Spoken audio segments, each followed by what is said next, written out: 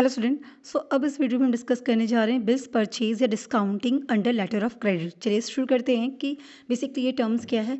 देखिए, bill discounting under letter of credit basically it means कि जो भी बिल ऑफ एक्सचेंज ड्रॉ किए गए हैं due to letter of credit, वो before maturity, before due date जब उसे इन कैश करा लिया जाता है तो उसी को क्या कहते हैं, discounting of bills under letter of credit, right.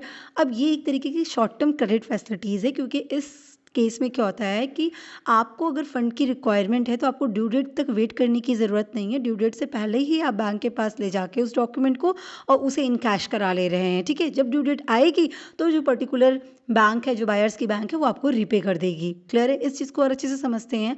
तो जब आपका बायर ये एग्री कर जाता है कि वो गुड्स की पेमेंट लेटर ऑफ क्रेडिट के थ्रू करेगा, अब गुड्स की पेमेंट लेटर ऑफ क्रेडिट के थ्रू करेगा तो एलसी होता क्या है वो ऑलरेडी हम डिस्कस कर चुके हैं।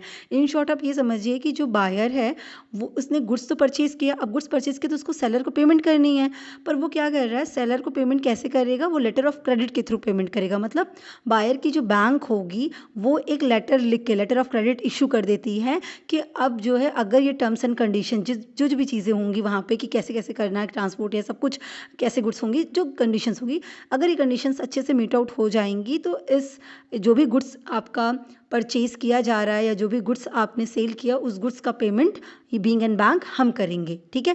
तो वो जो आपकी बायर है उसने बैंक से बोरो कर लिया पैसा, लेकिन बैंक से बोरो करके पैसा अपने पास लेके तब सेलर को पे नहीं कर रहा है। वो क्या कर रहा है, बैंक से बोरो कर रहा है in a form of letter of credit और बैंक को बोल रहा है कि जब सब कंडीशंस मीट आउट हो जाएंगी तो आप उसका पेमेंट्स हमारे सेलर को कर दीजिएगा।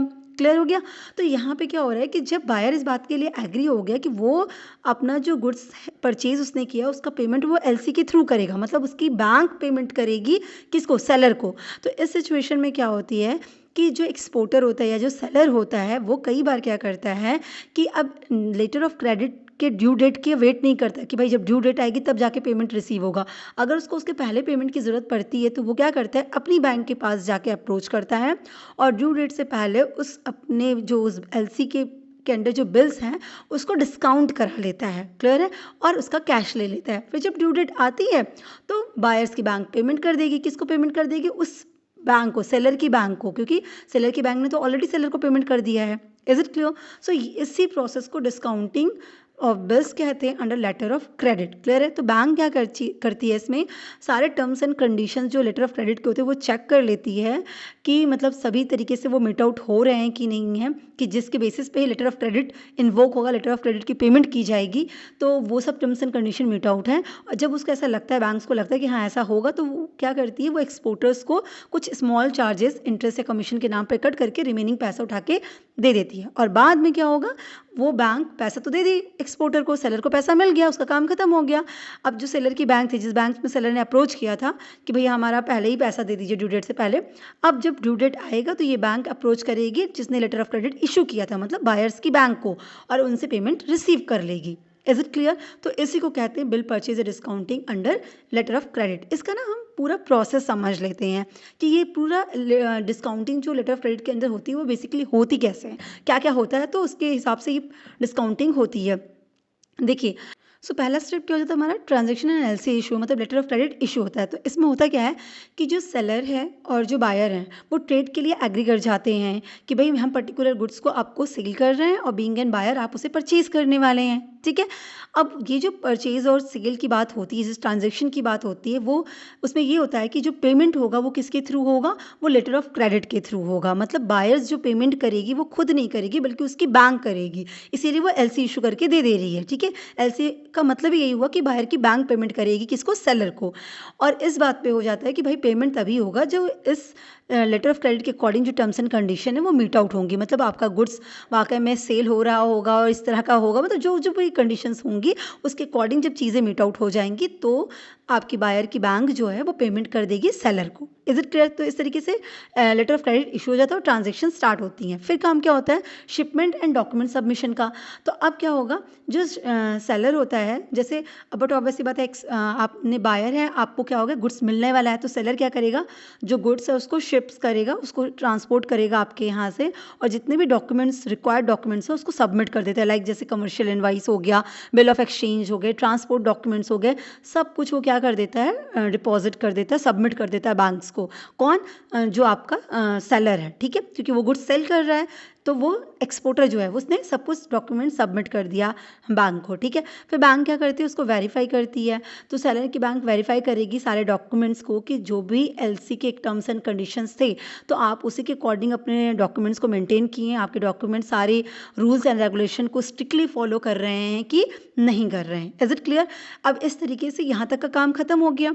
अब होना क्या है, अब सेलर को पेमेंट रिसीव होनी है, तो अब पेमेंट तो उनको बैंक एलसी के थ्रू इशू होनी है। अब एलसी की कोई ड्यू डेट होगी, उस डेट पे पेमेंट आएगी। तो अब क्या करती है ये जो सेलर है वो क्या करने वाला है, डिस्काउंटिंग कराने वाला है। तो वो क्या करेगा, जब कंप्लायंस जो एलसी के टर्म्स एंड कंडीशन है जब पूरी तरीके से फुलफिल होंगे तो सेलर अपनी बैंक को कहता है कि भाई हमारी ये जो बिल है इनको डिस्काउंट कर दीजिए, ठीक है।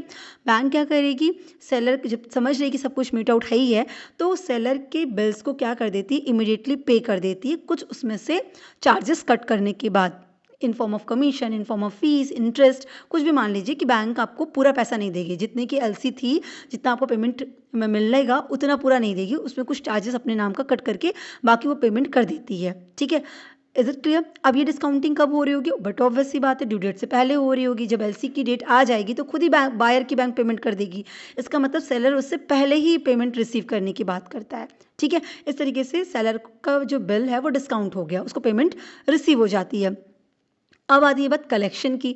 तो जब सेलर के बैंक्स जो होती है वो क्या करती है, जितने भी डॉक्यूमेंट्स होते हैं वो बायर की बैंक को सेंड कर देती है, और जब ओरिजिनल ड्यू डेट आती है तो बायर की बैंक पूरा का पूरा पैसा सेलर की बैंक को पे कर देती है, और इस तरीके से ट्रांजेक्शन्स पूरा कंप्लीट हो जाता है। यहाँ तक बात क्लियर हो गई?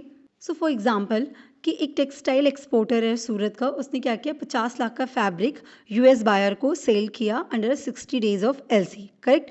तो मतलब जो यूएस की बायर थी उसने यहाँ सूरत से 50 लाख के फैब्रिक्स को परचेज़ किया है। तो अब यूएस के बायर को पेमेंट करना है, किसको, सूरत को, ठीक है। सूरत के जो टेक्सटाइल एक्सपोर्टर है उसको पेमेंट करना है। तो यूएस के बायर ने क्या किया, लेटर ऑफ क्रेडिट 60 दिन का इशू कर दिया, किसको, आपके सूरत वाले सेलर को, ठीक है। यहाँ तो बात क्लियर हो गई। अब जब शिपमेंट्स के सारे डॉक्यूमेंट्स क्या होगा, सबमिट कर देगी कौन, सूरत की जो एक्सपोर्टर कंपनी है, उससे सारे डॉक्यूमेंट्स सबमिट कर दिए और लेटर ऑफ क्रेडिट को डिस्काउंट करने की बात करी, किससे, अपने बैंक से। तो बैंक क्या करेगी, कुछ कमीशन कट करेगी, देखेगी लेटर ऑफ क्रेडिट के सारे रूल्स कंप्लायंट है तो वो क्या करेगी, कुछ चार्जेस कट करेगी फॉर से कि वो 1.5 लाख रुपये एज अ चार्जेस कट कर रही है। तो जो रिमेनिंग रुपीज़ हुई, ठीक है, 50 लाख में से 1.5 लाख हट जाएंगे, 48.5 लाख जो हैं वो इंस्टेंटली वो क्या कर देगी, आपका दे देगी, किसको दे देगी, टेक्सटाइल जो एक्सपोर्टर है उनको पेमेंट कर देगी। तो इस तरीके से क्या हो गया, आपका डिस्काउंट हो जाता है, जो बिल्स है वो डिस्काउंट हो जाता है। और जैसे ही 60 डेज क्रॉस करेंगे तो जो बायर की बैंक थी वो पूरा का पूरा अमाउंट पेमेंट कर देगी, किसको, सेलर की बैंक को, क्योंकि सेलर की बैंक के पास एलसी डिस्काउंट करके पड़े हुए हैं, है ना। सेलर ने तो पेमेंट रिसीव कर ली तो सेलर को क्यों मिलेगा, अब मिलेगा किसको, सेलर की बैंक को मिलेगा।